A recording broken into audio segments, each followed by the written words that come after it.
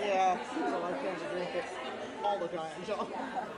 I am Rosalie Lingo. I'm a guest curator here. I'm Erika. I'm an OSU alumni.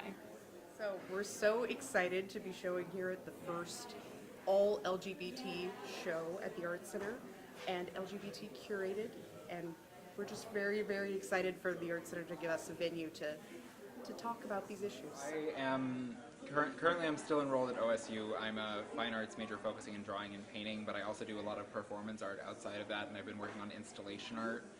A lot of what I try to do is integrate those different facets of what I do into like a whole togetherness. A lot of my work focuses around like queer coding, the history of queer coding, or like reappropriating imagery so that there is like a queer center to it. I'm currently working on like a bunch of stuff around queer coding in horror movies and how that's kind of shaped a lot of media around how queer people are represented. And then I also do a lot of like performance work and social activist work in the queer community around town.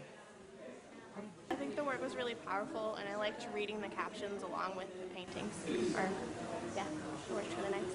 Yeah, the detail that the artist focused on is quite extraordinary, and I think the subject matter is very powerful too. I really like the inclusion of certain things in the story that you could follow along, like the iris in different portions of it. I'm Erika Graves. I'm an OSU alum. I focused in printmaking and psychology. So these are the pieces that I've made as a student, and my journey as a queer artist started when I was in the 8th grade is when I came out, but I've been making art ever since I could hold a piece of chalk or anything.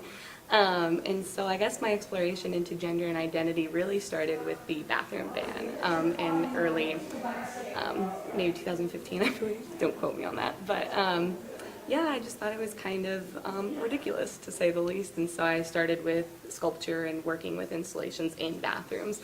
And then just more and more educated that I got, the more I wanted to know about it. And so I started dating someone who was trans, and that was fantastic, and I just got to learn so much more through that experience, which really started to show through in my art, where I like to keep the gender ambiguous. I like to have that discussion with other viewers, with other artists. When people, for example, for this one, people come up to me all the time and say that his legs are really ripped, and if you read the story, this is actually portrayed of a woman, and I think that's really interesting that people always have that concept with it, and people have a lot of assumptions about this as well, and that's kind of what I'm challenging viewers as an artist myself, is to kind of see where those stigmas are coming from and those assumptions are coming from. And I think it's a really interesting conversation, artist to viewer, and for viewers to have that inner dialogue of why they have those thoughts as well. So. Hi, I'm DLH, fourth year, studying arts and like focused in fiber, ceramics, sculpture, performance-based stuff. Yes, I have 3 pieces on display.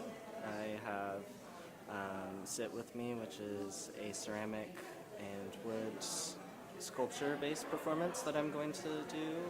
And then there's weavings, and then there's a video. I'm friends with Rosalie, and she opened up the opportunity to me since she's the one that was curating the space. I got introduced to the show through Rosalie Lingo. She was an artist with me at OSU, and when she said she needed some queer artists for an art show, I couldn't sign up quick enough. So. I studied abroad in Italy 2 years ago in Siena with Rosalie, the curator, and she asked me if I could be a part of it, and I said, yeah, why not? So I picked these people. I'm very familiar with all these people. They've been, through classes with me and, showing at different exhibitions with me. So I was familiar with all of their bodies of work ahead of time. And when I was approached with this project and approached with, curating the show of kind of really special, unique LGBT artists, these are the people that first came to mind. So I think I'm really excited just to give normalized face to queer people and queer artists. A lot of the time, a lot of people give a look, or, people say you look queer, like, oh, they look trans, and I think it's just really awesome to normalize it and just to have people walking around and maybe not even realize if someone looks queer or looks trans, and just to realize that, like, everyone's a person and maybe they're just an amazing artist as well.